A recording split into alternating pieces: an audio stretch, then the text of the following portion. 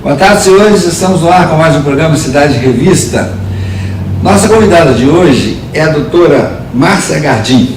Márcia é advogada, graduada pela Universidade Federal do Mato Grosso, especialista em Direito Constitucional e militante do Movimento de Mulheres e dirigente setorial de mulheres aqui em Mato Grosso. Marta, muito boa tarde, seja muito bem-vinda. Boa tarde, muito obrigada. Boa tarde a todos e a todas que nos assistem. Para conversar com a senhora, eu fui procurar aquele Plano Nacional de Políticas Públicas, que eu sei que a senhora, como militante, conhece bem. E eu vi lá alguns textos que eu queria que a senhora comentasse para o nosso público. Por exemplo, um deles fala que o plano prevê o combate a todas as formas de discriminação contra a mulher. Eu queria que a senhora desse exemplo de algumas dessas formas e de que maneira esse plano está atuando para diminuí-las. Pois é sabido, a despeito de parcela da sociedade ter resistência para admitir, mas é sabido que a nossa cultura, e daí não é só no nosso país, mas a nível mundial, as mulheres culturalmente foram formadas, todos nós, mulheres e homens, foram formados dentro de uma ideia de que o homem é um ser de categoria superior à de mulheres, e as mulheres de uma categoria inferior. A despeito de toda a luta para se superar essas limitações, isso é fato real e concreto na vida das pessoas, na vida das sociedades em geral. O Plano Nacional de Políticas Públicas para as Mulheres, ele reconhece, ele é um instrumento construído a partir das conferências de mulheres no país, que acontecem desde 2003, e que, identificando a situação, reconhecendo, admitindo de frente essa situação, se propõe a enfrentá-las. O senhor me perguntou, ajuda a vislumbrar quais são essas discriminações. Por exemplo, no campo do trabalho, um dos temas abordado no Plano Nacional é a autonomia no trabalho, a igualdade no trabalho, a igualdade de condições no trabalho. Por exemplo, ainda hoje existe no Brasil, em outros países, mas falando de nós, no Brasil, o dado escandaloso de homens e mulheres com a mesma formação, trabalhando e desempenhando as mesmas tarefas com remuneração diferente. Isso é dado concreto, né? Nesse sentido, o plano faz apontamentos dessa realidade e aponta, inclusive, indica, medidas legislativas que o Congresso Nacional, que a Câmara Federal e o Senado Federal podem adotar, aprovar, no sentido de poder ir enfrentando a situação e superando a situação. Uma coisa, não só no Brasil, mas no mundo como um todo, é possível afirmar que, ainda que lentamente, tem havido avanço nesse, porque a gente vê um pouco mais de mulheres no comando de grandes empresas, a gente vê um pouco mais mulheres despontando também na política. Talvez estejamos caminhando uma velocidade pequena, muito lenta, mas estamos caminhando, doutora Márcia? Estamos caminhando, graças a Deus, e felizmente, graças à luta de muita gente antes de nós, que já fizeram um percurso desse caminho. Então, aquele percurso do caminho que eles fizeram, nós não precisamos fazer, a gente adianta dali para frente, né? De mulheres e de homens também, apoiadores a essa causa, a essa luta, a ideia de uma sociedade de iguais, né? Entretanto, tem muito caminho a ser feito, claro, né? Obviamente, esse caso que eu citei, por exemplo, é um fato concreto, dentre muitos outros, que é perceptível, facilmente perceptível, a noção de discriminação entre mulheres e homens nas sociedades. E é um caso que, esse caso aí é numérico, né? Ele já tem até um percentual, 40% menos, 30% menos, o que me parece tornar a questão mais grave ainda, porque você acaba deixando de entender a competência de um e outro. E você não tem um motivo, não há nada que justifique a remuneração ser inferior se a competência é a mesma. Se a competência é uma luta é a mesma, que realmente... a tarefa é a mesma, a formação é a mesma. Agora uma coisa, no caso nosso, no caso brasileiro, o plano em si, ele conseguiu transformar para melhor alguns pontos, alguma coisa que mereça destaque? A senhora diz, olha, Vicente, por exemplo, na questão tal, a partir do plano, houve Tem a questão dessa que possa ser dita, doutora? Por exemplo, nesse ponto que eu acabei de mencionar, a Câmara Federal está aprovado numa primeira votação de comissão, porque os projetos de lei tramitam primeiro nas comissões e depois vai para o plenário. Tem um projeto de lei lá na Câmara Federal prevendo a equidade de gênero no trabalho, que é essa questão da equidade de remuneração. Então, é um projeto de lei que estava já há muito tempo paralisado, da bancada de mulheres ali, porque lá no Senado e na Câmara Federal, as mulheres deputadas e senadoras, elas têm as suas bancadas partidárias, mas elas têm uma bancada feminina, reúnem todas as mulheres de todos os partidos e elas fazem a discussão e tentam levar para frente os projetos de interesse da luta e dos direitos das mulheres. Então, tinha já lá um projeto de lei há muito tempo paralisado a respeito da obrigatoriedade das empresas remunerar igualmente homens e mulheres que estão na mesma tarefa, desempenhando as mesmas tarefas no mesmo cargo, e que estava paralisado e que agora começou a andar. Já está sendo apreciado a nível de comissão e com previsão de ir para o plenário. Agora a gente sabe, o avançar disso depende sempre muito de quem está na mesa diretora das casas, de colocar na pauta, de colocar sob apreciação e de submeter à votação, né? Então, assim, isso é um ponto, a gente avança nesse sentido. Por exemplo, outro ponto que o Plano Nacional prevê, num outro aspecto, é a questão da violência contra a mulher, né? É um dos capítulos do plano que aborda a questão de frente do enfrentamento da violência contra a mulher. Aí, você pode me perguntar, bom, mas a violência diminuiu? Porque a gente vai fazer a avaliação. A violência, a gente avançou nesse elemento, nesse ponto, se a gente identificar que houve diminuição da violência contra a mulher. Ela diminuiu ou não?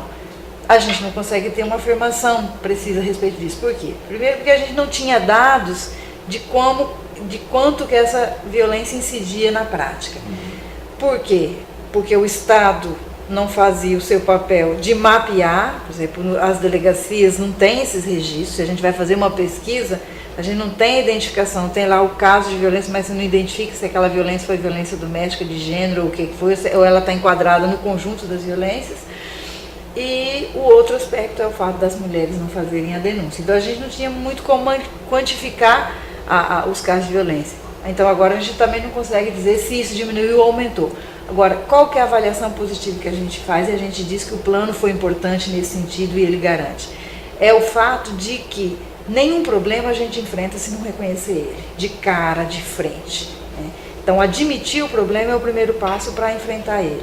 E o plano faz esse papel, faz a sociedade brasileira, o Estado brasileiro reconhecer esse problema, e o reconhecimento desse problema leva as mulheres a se empoderarem no sentido de enfrentar. Então, assim, de repente, até em termos de registro, ter muito mais casos registrados de violência hoje não significa que houve aumento, mas significa que as mulheres passaram a ter coragem de ir lá e fazer a denúncia daquela situação e enfrentar aquela situação, sem desconsiderar que com certeza tem uma infinidade de casos que ainda continua escondido. Mas assim, desse ponto de vista é que a gente faz a avaliação que o plano é importante, porque em todas as áreas, da violência, da questão da equidade do trabalho, da educação, uma educação que seja inclusiva, né, a saúde como direito, quer dizer, em todas as áreas que o plano aborda, ele traz medidas, faz apontamentos que daí os órgãos governamentais, nas 3 esferas de governo do país, União, governo federal, os estados, os municípios, através dos conselhos de direitos das mulheres que está nos municípios, nos estados e o Conselho Nacional, desenvolver a política até de exigir dos seus gestores a implementação daquelas medidas. Eu estou entendendo, interessante. Eu acho que talvez o mais importante disso tudo seja a existência do plano. E também, talvez valha a pena pontuar que a coisa era de tal maneira descabida que nem havia um plano que estabelecia normas que tentasse melhorar a condição das mulheres em relação a essa desigualdade, todas elas que a gente acaba de discutir. A existência dele, conforme a senhora acaba de dizer, acaba fazendo com que a sociedade passe a ver a questão e outra coisa. A Talvez debater. a sociedade até já visse, porque você está vendo, está na cara de todo mundo. Mas uma vez colocado, apontado como lei, com leis tramitando no Congresso, isso sim dá poder àquela e encoraje. Talvez ele seja capaz de encorajar a mulher, porque eu agora tenho um plano que me defende. Acho que é disso que estão falando. Outra coisa é o seguinte também, dentro do mesmo coisa. O que é? Isso vai para o Congresso e pode sim ser colocado em pauta ou não, e mais uma vez enfrenta-se uma quantidade imensa de homens contra uma quantidade menor de mulheres. Exatamente. É um ponto. Acaba sendo uma luta sempre grande, né, doutora? Por exemplo, neste ponto da discriminação, da desigualdade no campo da política, o plano também prevê, é um dos capítulos do plano, a participação das mulheres na política, o fortalecimento e a ampliação da participação das mulheres na política. Nesse ponto, nós não temos avanço, em termos de número, de aumento, de ampliação. Mas, por exemplo, qual que é o avanço? É o reconhecimento desse problema e a indicação de medidas. Por exemplo, o movimento de mulheres, nas conferências, apontado no plano, e agora, este ano de 2016, 2015, houve a 4ª Conferência Nacional de Mulheres nos municípios e nos estados, e a Conferência Nacional acontece agora, no mês de maio, 10 a 13 de maio, em Brasília. Até sou delegada por Juína, e a Conferência Nacional, esta 4ª Conferência Nacional, está debatendo isso também. E o plano prevê. O que o plano propõe? O que as mulheres propõem através do plano nacional? E daí é uma luta para se fazer acontecer. Mas é o indicativo de que tem soluções, que é o quê? As mulheres nós somos mais de 51% da população brasileira. Entretanto, no parlamento brasileiro, não vamos nem falar do Poder Executivo, vamos falar do parlamento, que é onde constrói as leis, né? E o parlamento é composto por apenas 12% da representação feminina. Aí nós vamos ter oportunidade aqui, mas só para dizer o quê? Que o problema são as regras eleitorais. E aí o plano faz apontamento de alteração na legislação eleitoral para proporcionar a possibilidade do aumento da participação das mulheres, como já acontece em outros países. A Argentina, nós somos 40% das mulheres no parlamento argentino. Aqui estamos com 12. Aqui estamos com 12. E já tem 10 anos, há uma década, que a gente não avança. A gente fica nessa casa, entre 10% a 12%. A gente não avança. Quer dizer que a nossa legislação, tal como está, ela proporcionou até aqui, mas não avança mais. E as regras eleitorais, que aí a gente pensa que, como funciona o jogo eleitoral aqui no Brasil, a gente pensa que isso é no mundo inteiro e pensa que sempre foi assim e sempre será, que não tem outro modelo. Na verdade, este nosso modelo de legislação eleitoral é um dos modelos mais arcaicos e quase que poucos no mundo. No mundo da democracia, o modelo de legislação, de regra eleitoral para voto proporcional, para eleição do parlamento, é outro. E aonde é outro, a participação das mulheres é muito maior. Se tem o caso da Argentina, tem o caso da Ruanda na África. Olha, a Ruanda, a África, a gente tem sempre essa ideia, a África, país de subdesenvolvidos, mais de 50% das mulheres compõem o parlamento da Ruanda.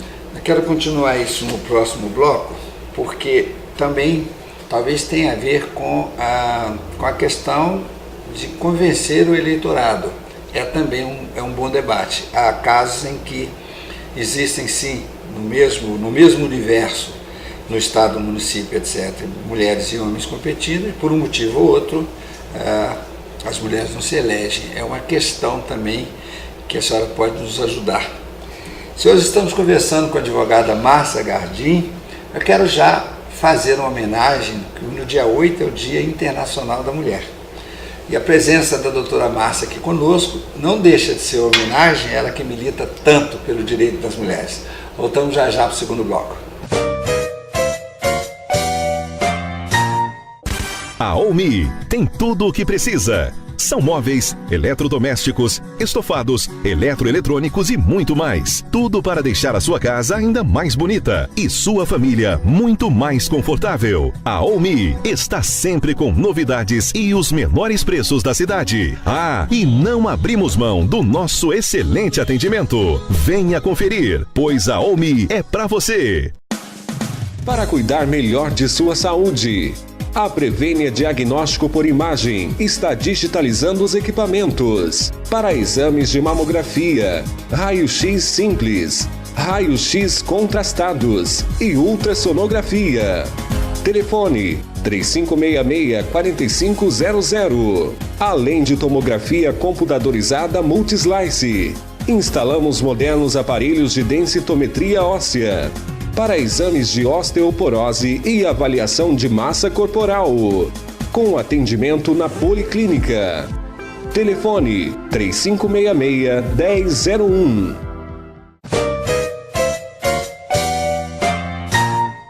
Tudo bem, senhores, de volta com o programa Cidade Revista, conosco a advogada Márcia Gardim.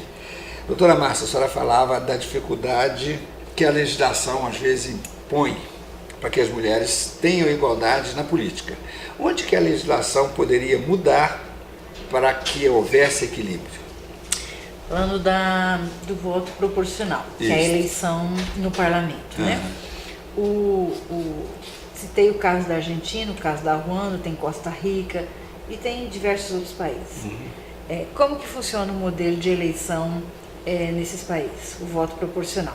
O voto proporcional é o voto que elege os legisladores, vereadores nos municípios, deputados estaduais no estado, deputados federais e senado a nível federal. O nosso sistema prevê o voto aberto, que a gente chama, voto aberto no candidato.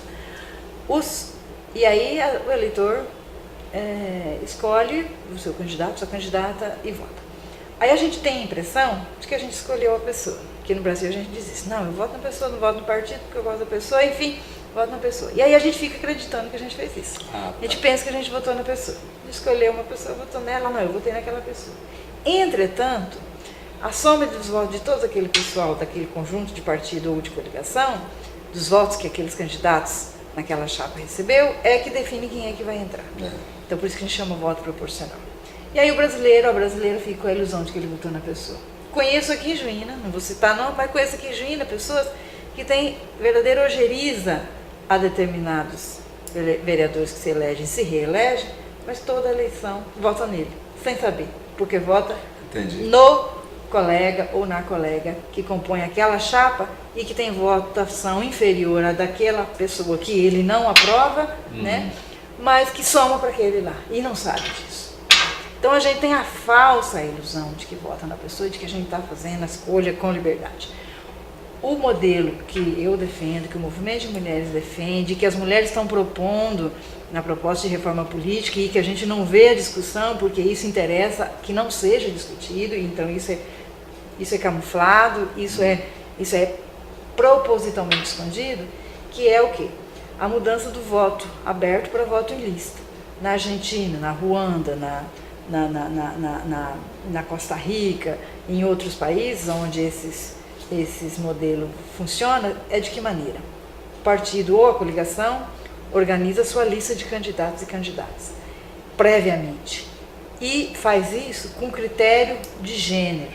Então a lista vai ser formada por homem, mulher, homem, mulher, homem, mulher. Se tiver a chapa 20 candidatos, vai ter 10 mulheres e 10 homens alternadamente composta essa lista. E vai apresentar para a sociedade. E a sociedade vai saber, este grupo são essas pessoas que defendem essas ideias, aquele grupo são aquelas pessoas que defendem aquelas ideias. Se esse grupo tiver votação para botar 2 vereadores, vai ter um homem e uma mulher. Se esse grupo fizer coeficiente eleitoral para colocar 4, vai ter 2 homens e 2 mulheres. Se fizer número ímpar, 3 vereadores, se a lista começou com um homem, vai ter 2 homens e uma mulher. Se a lista começou com uma mulher, vai ter 2 mulheres e um homem. Né? De qualquer maneira, na pior das hipóteses, as mulheres teriam 40%, os homens 60%. Né? Ou o contrário, se a lista começar com as mulheres. De maneira que a gente teria a representação de homens e de mulheres no parlamento. Por isso que nesses países a participação das mulheres é muito mais elevada em função de que leva, lógico, cada país tem detalhes que diferencia de um país para outro as regras, mas eles basicamente seguem essa ideia, né? E nesse sentido, na forma como acontece aqui no país, às vezes não, mas é só o pessoal votar nas mulheres, é porque as mulheres não querem votar nas mulheres, porque se as mulheres são 51% da população, 52% do eleitorado, se as mulheres votar nas mulheres. Mas daí você tem que levar em conta um componente cultural que diz o quê? Primeiro, que política não é assunto de mulher. Né? Então, política não é assunto de mulher. Então, isso está incutido nas nossas cabeças, de mulheres e de homens. E a gente ouve, e a gente repete, e a gente reproduz na vida cotidiana. Então, isso é um componente. Tem um outro componente, que é cultural. Mulher cuida de filho e de casa. E aí as mulheres que superaram esse convencimento e que querem e se colocam à disposição de também servir a sociedade no campo da política, enfrentam o problema de que com quem ficam os filhos e a casa. Tá? Se ela tiver renda, se ela for de poder aquisitivo suficiente, ela vai pagar babá, ela vai pagar empregado, pronto, está resolvido teoricamente. Né? Mas e as mulheres das classes empobrecidas, que não têm essas condições? Mas sabe, olha uma coisa, o que se percebe é que a questão da legislação me parece ser um dos componentes. Ele, dentro do que a senhora defende, talvez nem seja o mais importante, porque há uma questão cultural que é atávica, que isso é secular. Isso não se muda com legislação, acho. O que mais? Há a questão da renda e da necessidade real de fato ficar com os filhos por um motivo ou outro, porque não há quem cuide, tem que cuidar. E isso também guarda alguma distância com o componente legislativo, que é o que a senhora defende. Eu estou entendendo, eu quero até dizer que eu concordo com tudo, tá? Estou só dizendo que os componentes talvez não seja muito importante a mudança da legislação. Ela é importante junto com outras mudanças, ou não? Mas os homens se candidatam, os homens ocupam os espaços políticos, eles também têm filhos. Sim. Os filhos não impedem os homens de participar da política. Então, doutora, é o que eu estou dizendo, doutora Márcia, a questão é mais cultural do que de legislação. Os homens vão... nós até falamos sobre isso. Você tem lá no início da civilização o homem saindo para caçar e a mulher ficando em casa.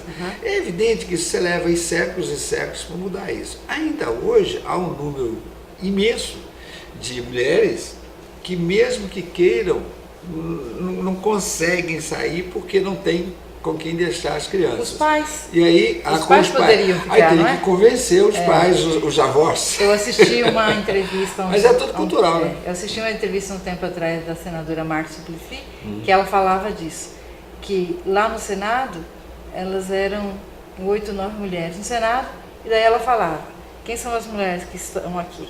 Ou são viúvas, ou são separadas, ou são solteiras.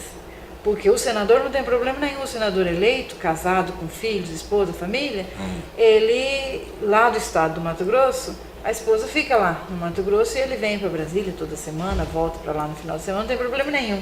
Né? Agora, a mulher eleita senadora, o marido fica em casa com os filhos, cuidar dos filhos enquanto ela está aqui, entendeu?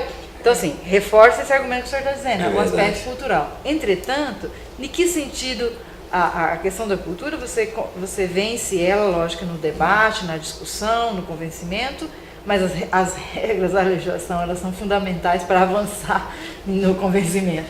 Por exemplo,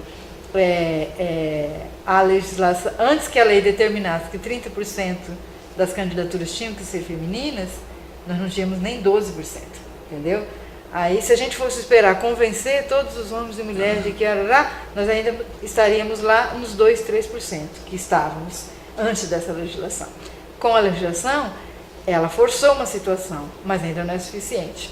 Né? Chegamos ali nesse nível dos 12%, dos 13%, a gente não avança disso. O outro aspecto, no sentido das regras eleitorais, é o financiamento das campanhas. A regra eleitoral de como que se dá o financiamento das campanhas é extremamente prejudicial às mulheres. Por quê?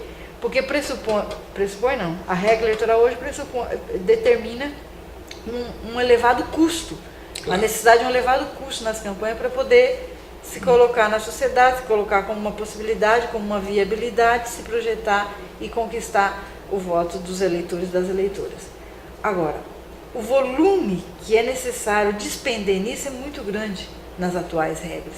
E quem é que detém o poder econômico na sociedade, em sua grande maioria, não são as mulheres. Então os homens saem com essa vantagem. Também. Então as mulheres defendem o quê? No plano nacional, na Conferência de Mulheres, e vai ser tema de novo, está sendo tema de novo nas etapas municipais e estadual, e vai ser agora de novo na etapa nacional. O fim do financiamento privado. Que o STF agora bateu o martelo sobre o fim do financiamento empresarial. Mas ainda existe financiamento privado, né, que é a doação que a pessoa, e ainda sem limite, para piorar, sem nenhum limite. Admite-se, foi importante, foi um avanço tremendo o fim do financiamento empresarial. Agora o financiamento privado está mantido e a pessoa física então pode doar e não tem praticamente nenhum limite hoje. Precisamos ainda avançar em termos de limitar também essa doação da pessoa física. Agora, o que as mulheres estão defendendo, o movimento de mulheres? O fim do financiamento privado totalmente, ou que o fim do financiamento privado seja mantido na pessoa física, mas com um limite bem humilde. E aí as campanhas... Para baratear as campanhas, de maneira que se coloca as condições, porque isso é fato. Quem domina a situação econômica no país não são as mulheres. Vai ter uma ou outra mulher que se destaca em termos de... mas não são. Então, se você olha no conjunto as condições, são extremamente desiguais. Fora do aspecto ainda cultural, da que a mulher fica lá, toda essa história. Agora, por exemplo, uma coisa que eu acho importante dizer. A gente também tem a impressão, também já tive essa impressão, de que mulher não vota em mulher. Comecei falando isso antes. 52%, né? Era só votar nas mulheres.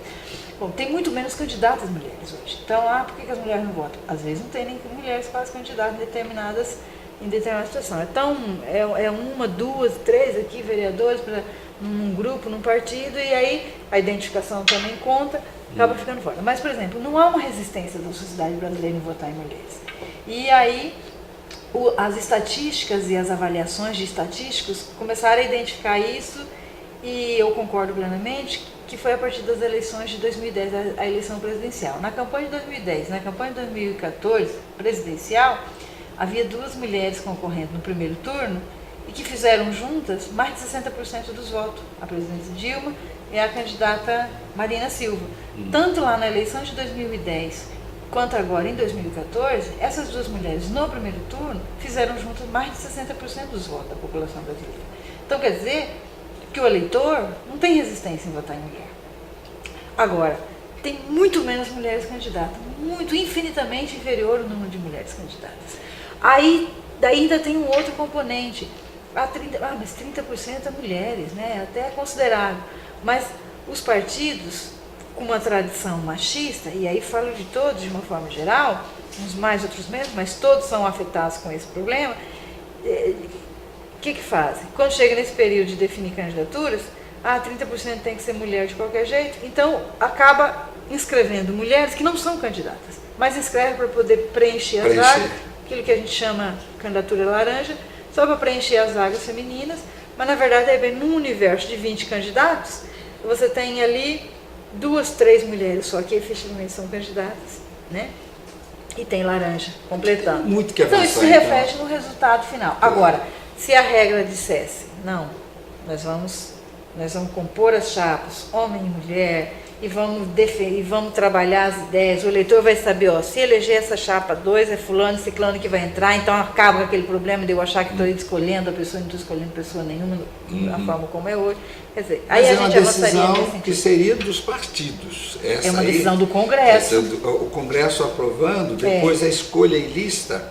O Congresso primeiro tem que aprovar que será em lista. Sim. Depois sim, os partidos que irão indicar a lista, e aí sim poderiam escolher aquelas com mais probabilidade de E aí os partidos são forçados eleitas. a ter que escolher pessoas que a sociedade vai respeitar, porque senão eles sabem, a sociedade já vai saber, esse é o grupo de candidatos e 1, 2, 3, 4, 5 está em ordem, eu já sei que se esse grupo eleger 2, são esses 2 primeiros, Então, a qualidade da pessoa na definição também é importante. Porque hoje os partidos já definem quem são os candidatos. Já se sabe. O eleitor já, né, escolhe alguém que o partido escolheu.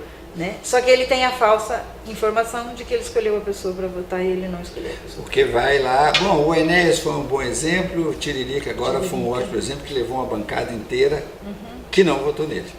Exatamente. De candidatos que não foram votados. Senhores, estamos conversando com a advogada Márcia Gardim, voltamos já já.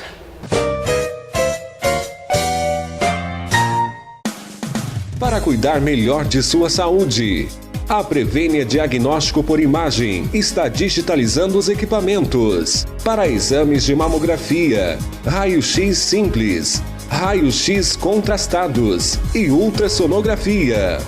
Telefone 3566-4500. Além de tomografia computadorizada Multislice, instalamos modernos aparelhos de densitometria óssea para exames de osteoporose e avaliação de massa corporal, com atendimento na Policlínica. Telefone 3566-1001. A Omi tem tudo o que precisa. São móveis, eletrodomésticos, estofados, eletroeletrônicos e muito mais. Tudo para deixar a sua casa ainda mais bonita e sua família muito mais confortável. A Omi está sempre com novidades e os menores preços da cidade. Ah, e não abrimos mão do nosso excelente atendimento. Venha conferir, pois a Omi é para você. Muito bem, senhores, de volta conversando com a advogada Márcia Gardim. Doutora Márcia, também no plano há lá uma questão que fala da autonomia. Ele fala que a mulher tem que ter autonomia sobre sua vida e seus corpos. Isso nos leva à questão do aborto, diretamente tratado em todas as questões que o Supremo Tribunal acabou de ver agora na questão de anencéfalos, e agora voltou mais uma vez a questão do aborto no caso de Zika vírus. Está no centro do debate essa questão. Para onde vai caminhar, daqui a pouco a gente fica sabendo. Nesse da autonomia, como é que a senhora vê isso? A senhora acha que deve ser incluído nessa autonomia a liberdade para que a mulher faça o aborto, ou isso não deve ser contemplado?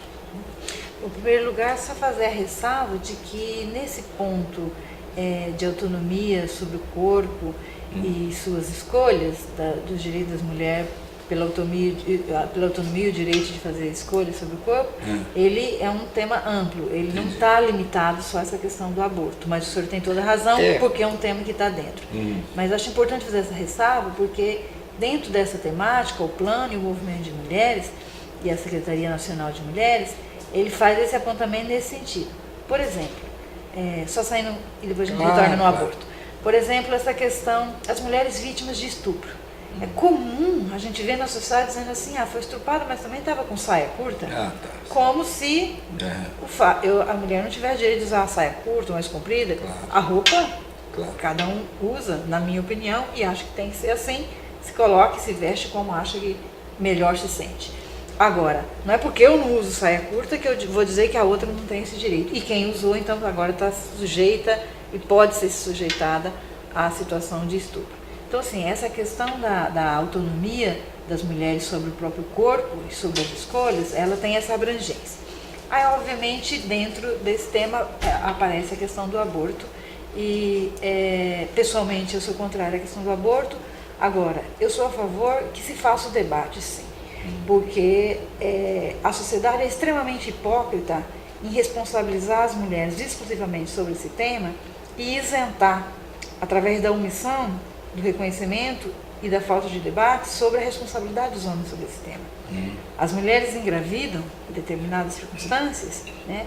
Mas é as mulheres que ficam com os filhos. Pode observar. É raras as exceções dos homens que assumem os filhos. As mulheres é que ficam com os filhos, com as crianças. Os homens, muitos desaparecem. Né? Até outro dia eu vi alguém que escreveu alguma coisa assim. O homem também aborta quando abandona a mãe e os filhos. Não estou dizendo, e quem escreveu também não estava, dizendo que o homem tem que casar como a mãe do seu filho. Mas ele tem que ser presente na vida daquela criança e daquela mãe para juntos poderem assumir a responsabilidade de criar aquela criança, de formar aquela criança, que não é só no aspecto material, né? Então, assim, então é muito fácil para uma sociedade machista, masculina, calcada nos valores da supremacia masculina em detrimento dos direitos das mulheres, dizer assim, as mulheres agora querem simplesmente abortar, não querem ter responsabilidade, que é direito à vida, e daí vem o discurso religioso que eu sou católica e participo, frequento ativamente.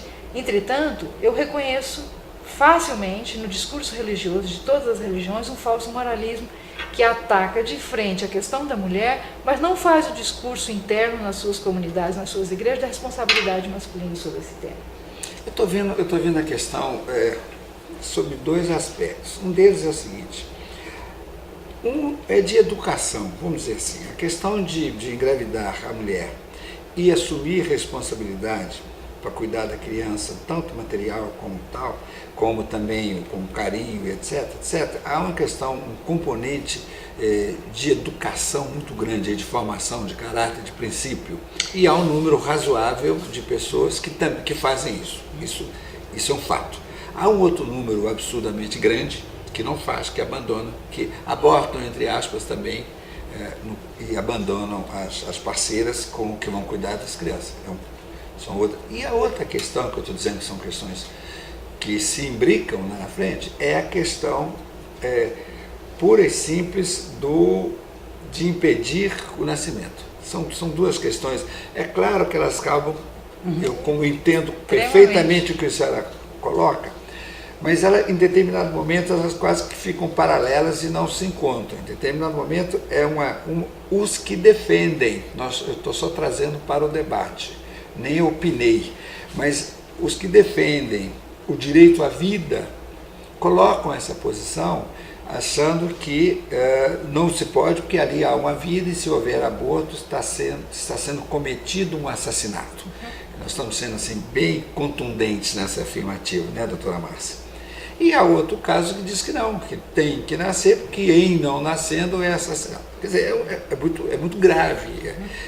Agora, outra questão que a senhora coloca, eu estou 100% de acordo, eu acho que ali é uma questão muito de educação e talvez a legislação devesse ser severíssima com esses que abandonam os filhos, que é uma outra história, nós já estamos indo numa terceira linha de raciocínio.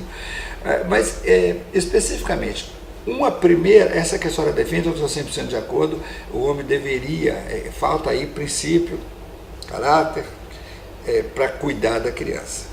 O outro caso, é esse que eu estou falando da questão da interrupção da gravidez. Como é que a senhora vê isso? Acho que a ciência precisa contribuir nesse sentido para a sociedade. Que está perdida, né? Que a ciência está fazendo a discussão, mas como sempre, a ciência é um processo que vai se construir. A ciência tem posicionamento de dizer que a vida não iniciou ainda, né, só com né? Mas assim, não está sacramentado esse posicionamento, eles continuam estudando. Não, parte da ciência acho que não. Então, a parte da ciência acho que não, mas daí aqueles que dizem que sim, está dizendo que, porque ninguém é isento de influência, então também na ciência, no meio científico, os profissionais da ciência também têm as influências externas, religiosas também. E tal. Então eles dizem que setores e que profissionais da ciência que dizem que não, sofrem a influência da formação religiosa, né? Bom, eu acho que nós não temos essa condições de dizer o que é o que não é, mas eu acho que a gente tem que considerar essa circunstância e acho que a sociedade, de uma forma geral, vai precisar da ciência nessa contribuição, não pura e simplesmente ciência, levando em conta também aquilo que a gente constrói em termos de valores, de respeito à vida, todos esses aspectos. Então, eu acho que é um processo coletivo que as sociedades devem fazer e precisam fazer isso de forma desapaixonada, no sentido de estar aberto a ouvir, de estar aberto ao diálogo, de estar aberto a ouvir o argumento diferente, ao mesmo tempo com a mesma predisposição de colocar os argumentos que se tem, né, para poder avançar. É um dado, é um fato, é um fenômeno da sociedade que incide em toda a sociedade. Agora, eu gostaria ainda de voltar na questão da hipocrisia em relação a esse tema, porque, como o senhor falou, há aqueles que defendem o direito à vida. Agora, há aqueles que defendem o direito à vida e há aqueles que defendem o direito à vida. No sentido de que muitos desses que falam que defendem a vida não tem nenhum problema em engravidar e não se responsabilizar. Muitos desses que falam que defendem a vida são pais, são homens que desenvolvem na sua família, no seu lar, no seu doce lar, que muitas vezes é exemplo na sociedade, onde tem menino e menina, dizendo assim para o menino, incentivando o menino, por exemplo, a atividade sexual precoce. Então, os meninos, a gente percebe na sociedade, os meninos são estimulados a se tornarem homens, né? A pegar as meninas, né? A ter namorada aqui, a ter lá e a transar. Quer dizer, para o homem isso é status. A nossa sociedade estimula isso, é status. Para a menina não. Para a menina tem que ficar recatada. A menina não pode namorar, mas não pode ter relação sexual. Então, assim, é uma sociedade hipócrita que incentiva isso no garoto, que até coloca isso como uma obrigação do garoto, também como uma forma de opressão dos garotos, né? Que o menino que não se enquadra dentro desse padrão, então ele está fora do comportamento padrão de homem masculino. Então isso também é um sofrimento dos garotos. Estimulado pela família, pela sociedade. Quer dizer, ao mesmo tempo que a família, que a sociedade, que as pessoas de bem que defendem a vida faz isso com os garotos, fazem o oposto com as meninas, e aí este garoto, estimulado por esse comportamento, por essa visão, engravida os garotos. Porque ele não vai desenvolver esse papel de macho na sociedade sem as garotas. Claro. E aí ele vai engravidar a menina. Essa garota grávida vai ter que ter filho, porque nós não podemos abortar.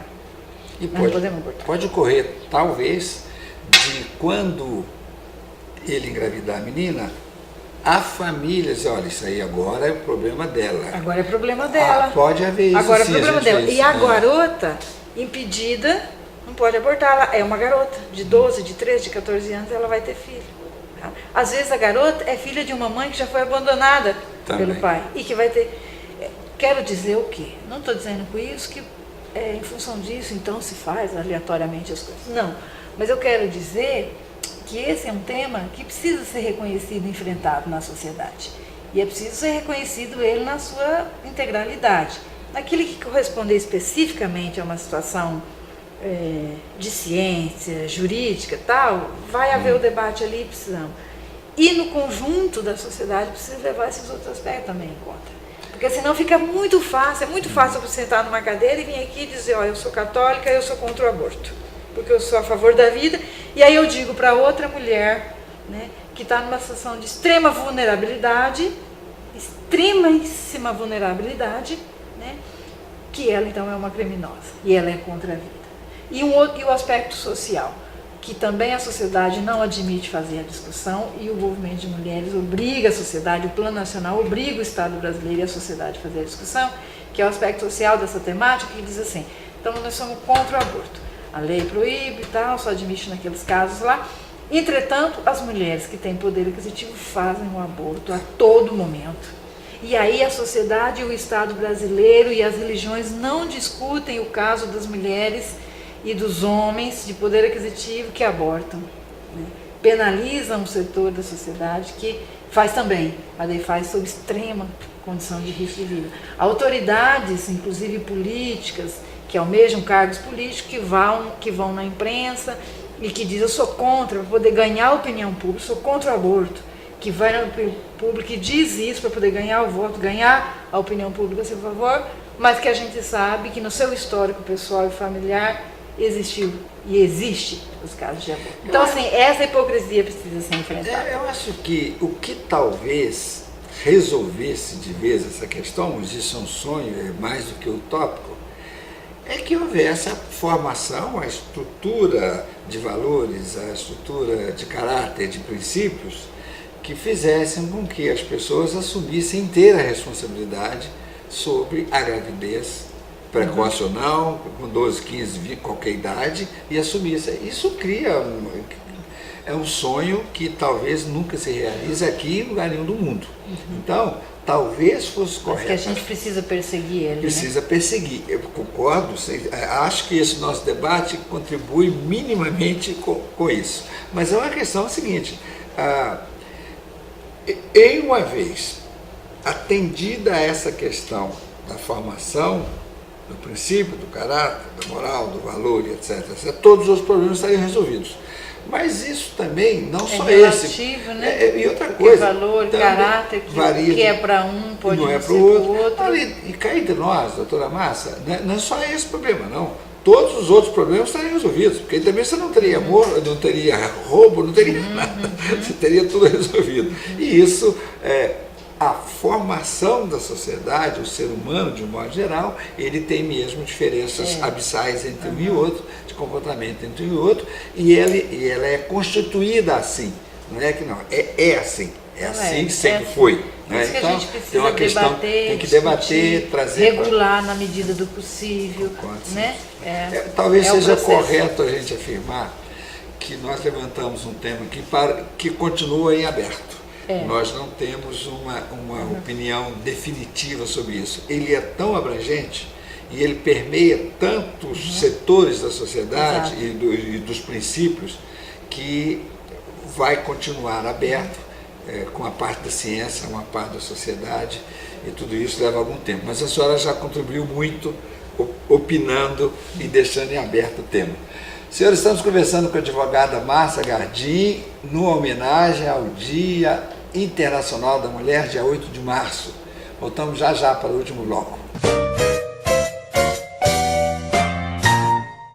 A Omi tem tudo o que precisa. São móveis, eletrodomésticos, estofados, eletroeletrônicos e muito mais. Tudo para deixar a sua casa ainda mais bonita e sua família muito mais confortável. A Omi está sempre com novidades e os menores preços da cidade.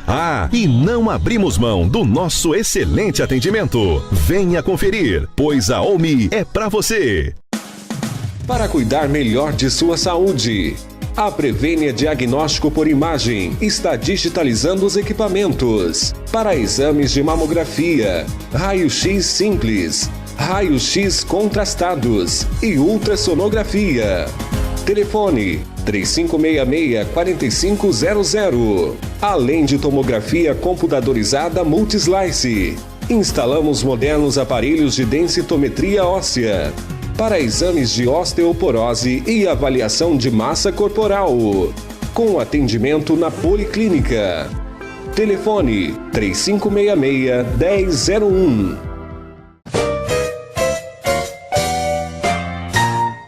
Muito bem, senhores, de volta no último bloco, conversando com a advogada Márcia Gardim.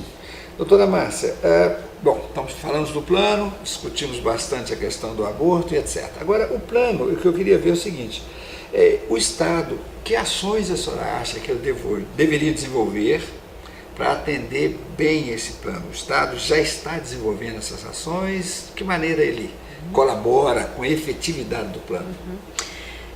Um elemento importantíssimo que o Estado brasileiro poderia contribuir, está previsto no plano, e aí já tem algumas esferas de governo que já está iniciando, mas a gente está bem distante daquilo que se pretende, é a questão de criar os organismos governamentais de políticas para as mulheres. O que é isso? Falando assim, parece estranho, mas não é nada mais, nada menos do que nas diversas esferas de poder do Estado brasileiro, nas 3 esferas de poder do Estado brasileiro, melhor dizendo, município, estados e União, que os governos criassem nas suas estruturas de governo algum tipo de organismo específico para trabalhar as políticas para as mulheres. Por exemplo, a nível de estado, tem 3 ou 4 estados brasileiros já que implementou e que criou na sua estrutura a Secretaria de Estado de Políticas para as Mulheres, com orçamento, com secretaria, com equipe de profissionais, com quadros de pessoal, né? E temos a nível nacional, agora em função da necessidade de ajuste, a Secretaria Nacional de Políticas para Mulheres convergiu juntamente com a da Juventude, Direitos Humanos e Igualdade Racial, mas dentro dessa estrutura está mantida toda a estrutura da Secretaria Nacional de Política das Mulheres, né, com quadro de pessoal e com orçamento, para desenvolver o debate, desenvolver as políticas para as mulheres. E o plano propõe que o Estado brasileiro como um todo faça isso. Então, que os estados tenham, se não é a secretaria, mas tem uma superintendência, o Estado do Mato Grosso tem a superintendência da mulher, né? Outros estados é a secretaria mesmo, né? Tem municípios que já têm a Secretaria Municipal dos Direitos da Mulher. Aqui no Mato Grosso só tem um município que tem Secretaria de Políticas para as Mulheres, que é o município estou querendo me lembrar aqui, comecei a falar no assunto, estou querendo puxar o nome do município, não estou me lembrando, mas é um município pequeno da região do Araguaia, do estado do Mato Grosso. É o único município que tem secretaria. E outros municípios têm coordenação de políticas para as mulheres, né? Mas assim, é preciso que crie um organismo, que coloque orçamento e que coloque pessoal, porque também tem município que cria uma coordenadoria e coloca uma mulher lá, uma pessoa. Mas daí ela sozinha ela não consegue fazer nenhum trabalho, né? Então assim, o Estado brasileiro pode contribuir na implementação do plano, além de desenvolver as políticas que o plano apresenta, o plano apresenta diversas, aqui a gente não tem tempo de entrar de detalhar, mas o plano, ele prevê políticas para a saúde, políticas de educação, políticas para essa área da autonomia e da questão do trabalho. São 10 capítulos do plano e com diversas propostas de políticas.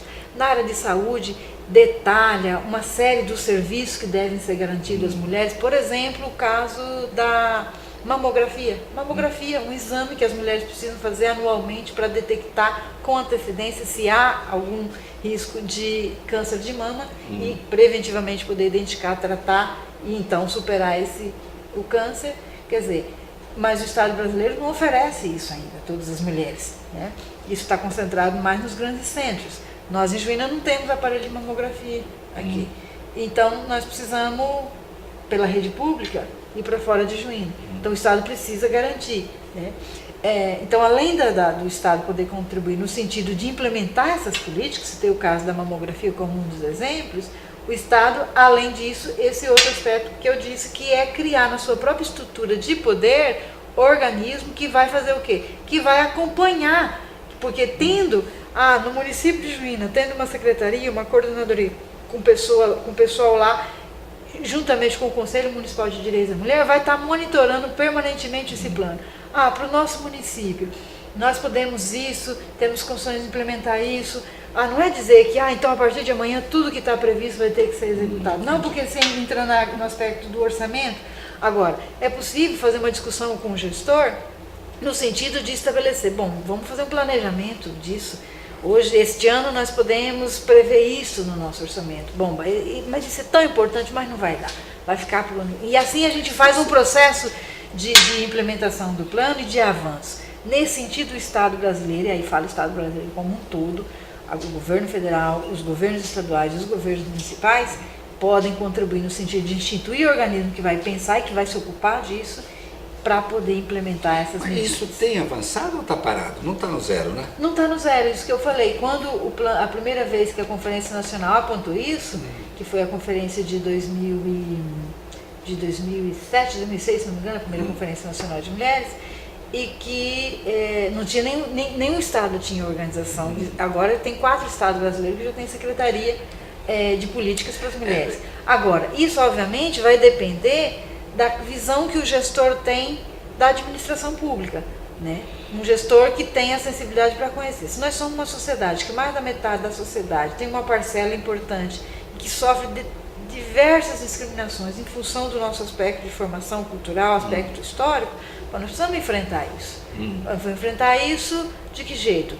Pensando, identificando e propondo medidas, levando em conta a questão de orçamento, mas se a gente não se coloca para pensar, a gente também não encontra soluções. Se a gente não pensa e não encontra soluções, a gente não implementa medida nenhuma e a gente fica eternamente naquela situação. A questão se perpetua e só aumenta. E só aumenta. Então, assim, nesse aspecto é a responsabilidade do Estado brasileiro. Nesse aspecto o Estado brasileiro pode contribuir. Agora, é uma luta que nós mulheres, do movimento de mulheres, sabe que é um processo permanente e constante. Eu acho que a gente vai sempre, nessa nossa conversa, voltar ao componente histórico.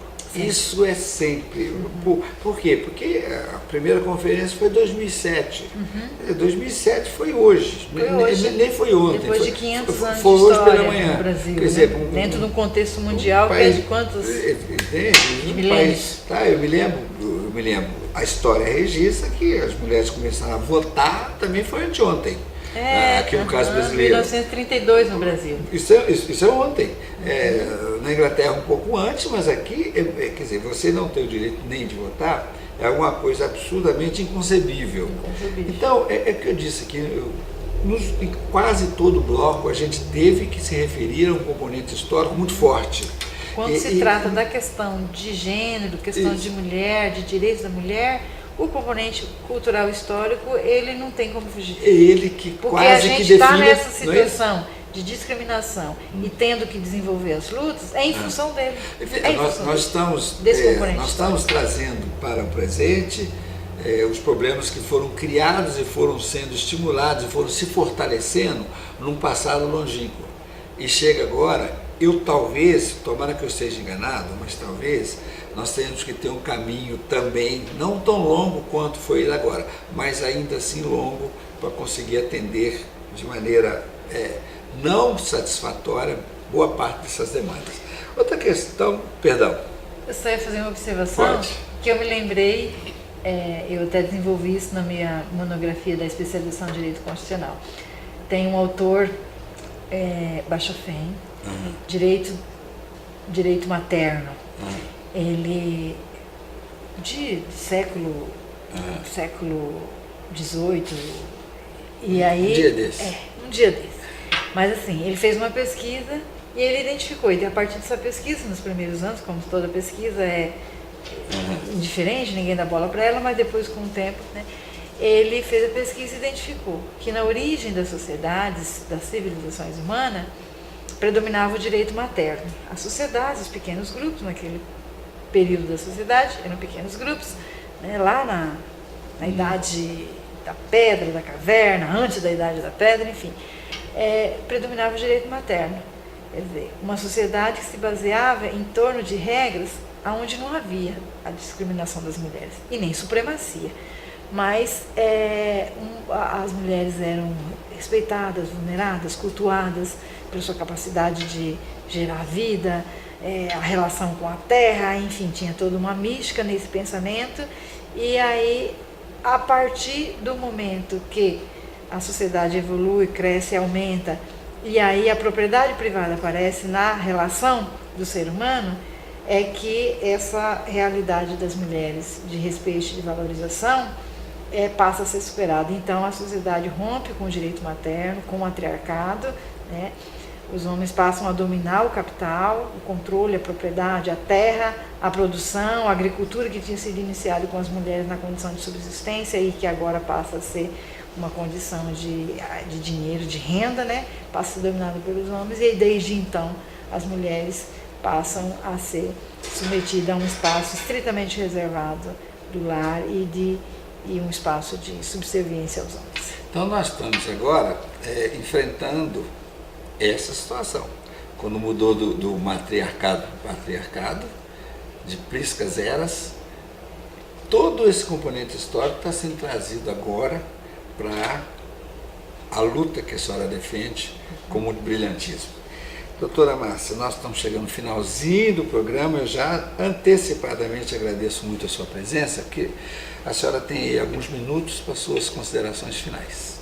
Eu que agradeço a oportunidade, o convite, o espaço para a gente tratar mais uma vez desse assunto. Nas considerações finais eu quero aproveitar para convidar as mulheres a participar da programação do Dia Internacional da Mulher, que é na próxima terça-feira, dia 8 de março, Dia Internacional da Mulher. O Conselho de Direitos da Mulher tem uma programação a ser desenvolvida na cidade É importante dizer que já sábado agora é uma programação restrita às agentes, às mulheres da Pastoral da Saúde, mas elas estão organizando uma atividade no sábado à tarde para tratar desse tema, em comemoração ao Dia Internacional da Mulher. A Escola Estadual do bairro Módulo 6, Antônia Moura, também está organizando para segunda-feira, dia 7, uma palestra à tarde sobre direitos e empoderamento das mulheres. E na mesma segunda-feira, então, segunda-feira que vem, dia 7, a Câmara de Vereadores vai realizar às 8h30 a sessão legislativa solene em homenagem ao Dia Internacional da Mulher. E no dia 8 propriamente mesmo, às 19 horas, no auditório da AGES, Faculdade Vale do Juruena, vai haver um painel de debates sobre esses temas aqui, que nós falamos hoje, né, talvez um pouco mais, mas enfim, com a mesa de 6 ou 7 debatedoras que vão estar apresentando esses temas, as diversas realidades, na diversidade da vida da mulher, e que vão apresentar o tema e vai abrir para debate. Então é um painel de debates no dia 8 de março, Dia Internacional da Mulher, às 19 horas, lá no auditório da AGES. Então, convidar todas as mulheres para participar conosco, para contribuir com esse debate e, através do debate, do diálogo, a gente poder avançar em termos de direito, de igualdade de gênero, para garantir não supremacia para ninguém, nem para o homem, nem para a mulher, mas uma sociedade de iguais, onde o diálogo predomine e o respeito à diversidade e ao ser humano também. Muito obrigado.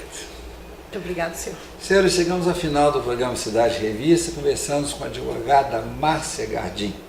A nossa homenagem também da TV Record ao Dia Internacional da Mulher, no próximo dia 8 de março, estaremos fazendo a cobertura desses eventos. Reforço o convite da doutora Márcia, compareça, opine, participe, que é um movimento de interesse de toda a sociedade.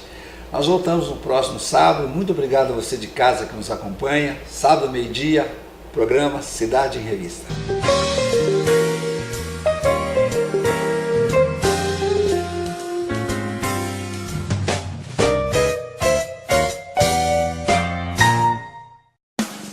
Para cuidar melhor de sua saúde, a Prevênia Diagnóstico por Imagem está digitalizando os equipamentos para exames de mamografia, raio-x simples, raio-x contrastados e ultrassonografia. Telefone 3566-4500. Além de tomografia computadorizada Multislice.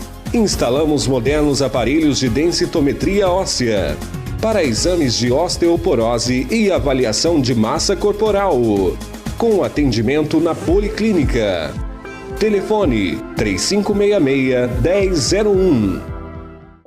A Omi tem tudo o que precisa. São móveis, eletrodomésticos, estofados, eletroeletrônicos e muito mais. Tudo para deixar a sua casa ainda mais bonita e sua família muito mais confortável. A Omi está sempre com novidades e os menores preços da cidade. Ah, e não abrimos mão do nosso excelente atendimento. Venha conferir, pois a Omi é para você.